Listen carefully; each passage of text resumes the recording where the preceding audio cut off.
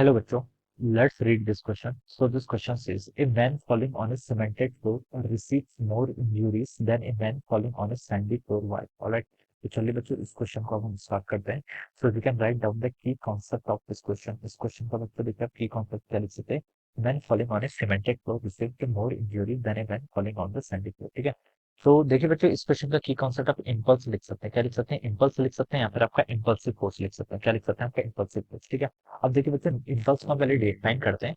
Newton second law of motion से हम बताते हैं कि जो आपका किसी भी एक्सटर्नल फोर्स एक्ट होता है. ठीक है. एक्सटर्नल फोर्स किसके इक्वल होता है? आपका rate of change of momentum के इक्वल होता है, यानी कि आपका डीपी बाई डी टी के इक्वल होता है. ठीक है. और यहाँ पर से देखिए मैं क्या लिख सकता हूँ, आपका डीपी डीपी के आपका चेंज इन मोमेंटम. ठीक है. ये किसके इक्वल होगा? आपका एफ डी टी के इक्वल होगा. किसका? यहाँ पर से एफ डी टी के इक्वल होगा. ठीक है. ये हम चेंज इन मोमेंटम तो क्या लिख सकते हैं? देखो फाइनल मोमेंटम माइनस आपका इनिशियल मोमेंटम. ठीक है. ये हो जाएगा. और यहाँ पर कितना हो जाएगा? आपका एफ डी टी के इक्वल हो जाएगा. ठीक है. अब देखिए जो फोर्स और टाइम का प्रोडक्ट होता है या फिर जो चेंज इन मोमेंटम होता है, इसी को हम क्या बोलते हैं? इम्पल्स बोलते हैं. क्या बोलते हैं? इम्पल्स. इम्पल्स को हम जे वेक्टर से रिप्रेजेंट करते हैं. ठीक है. तो ये आपको यहाँ पर कैसे बता सकते हैं. अब क्वेश्चन बोलेगा कि देखिए man falling on cemented floor receives more injuries. ठीक है. अब देखिए दोस्तों फोर्स किसके इक्वल है? आपका डीपी बाई डी के इक्वल. ठीक है.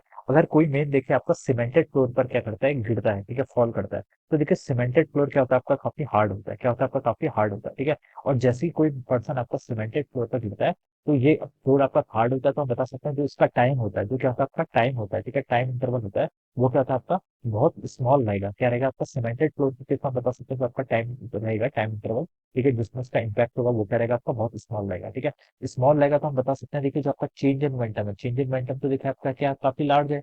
चेंज इन मोमेंटम काफी लार्ज है, लेकिन टाइम पीरियड काफी स्मॉल लगेगा, तो हम बता सकते हैं जो इसका फोर्स एक्ट होगा किसी पर्सन पर, वो क्या होगा? काफी लार्ज एक्ट होगा. ठीक है. तो हम बता सकते हैं कोई पर्सन अगर सीमेंटेड फ्लोर पर लगता है, सीमेंटेड फ्लोर पर अगर फॉल करता है, तो उस पर जो आपका फोर्स एक्ट होगा. ठीक है. Force act. ठीक है. क्या लिख सकते हैं?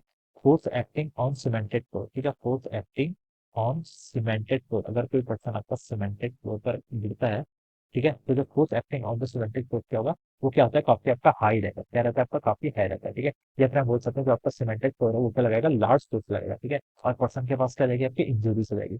लेकिन अगर कोई पर्सन देखिए आपका सैंडी फ्लोर पर गिरता है, ठीक है, तो सैंडी फ्लोर पर देखिए क्या होता है? सैंड में देखिए कि आपका डिप्रेशन क्रिएट हो जाता है. क्या होता है? डिप्रेशन. देखिए जैसे हम किसी सैंड के फ्लोर पर चलते हैं, तो वहां पर हमारे क्या जाता है? डिप्रेशन आ जाता है. डिप्रेशन आ जाता है तो इसका मतलब हुआ कि उस सिचुएशन में देखिए सैंडी फ्लोर पर अगर कोई पर्सन गिरता है, फॉल करता है, तो फोर्स एक्सटर्नल किसके इक्वल होता है? आपका डीपी बाई डी के इक्वल होता है. ठीक है. तो इस कंडीशन पे जो आपका टाइम होता है, क्या होता है? आपका जो टाइम ऑफ इम्पैक्ट होता है वो क्या होता है? आपका थोड़ा लार्ज होता है. क्या होता है? टाइम ऑफ इम्पैक्ट क्या होता है? आपका इंक्रीज हो जाता है, क्योंकि जो साइंटिफिक फ्लोर है उस पर क्या जाता है? आपका डिप्रेशन आ जाता है. डिप्रेशन हो जाएगा साइन पे, तो हम बता सकते हैं यहाँ पर जो आपका टाइम है, टाइम क्या हो जाएगा? आपका टाइम ऑफ इम्पैक्ट वो क्या जाता है? आपका इंक्रीज हो जाता है. और अगर आपका टाइम ऑफ इम्पैक्ट इंक्रीज होता है, तो आपका फोर्स होगा, फोर्स एक्सटर्नल, जिस पर फोर्स लगेगा वो क्या लग जाएगा? आपका डिक्रीज हो जाएगा. फोर्स क्या हो जाएगा? आपका डिक्रीज हो जाएगा. तो हम बता सकते हैं कोई पर्सन अगर आपका सैंडी फ्लोर पर गिरता है, तो उस पर जो फोर्स एक्सर्ट होगा, फोर्स कौन लगा रहा है? आपका सीमेंट, सॉरी सैंडी फ्लोर, वो लेस लगाएगा. और अगर किसी सीमेंटेड फ्लोर पर गिरता है, तो जो फोर्स होगा वो क्या होगा? आपका लार्ज होगा. ठीक है.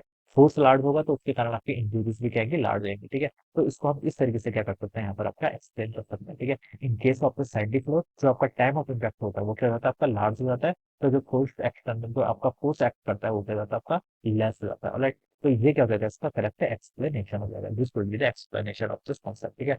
या फिर हम बोल सकते हैं देखिए टाइम अगर आपका यहाँ पर तो देखिए अगर आपका टाइम लेस हो जाएगा, तो हम बता सकते हैं जो आपका फोर्स इंटू टाइम, इनका प्रोडक्ट क्या कहलाता है? आपका इम्पल्स कहलाता है. ठीक है. तो ये आपकी इम्पल्सिव क्या हो जाएगी? सिचुएशन हो जाएगी. ऑलराइट. तो this will be the answer of this question. So I hope you all understood this concept. All the best and thank you so much.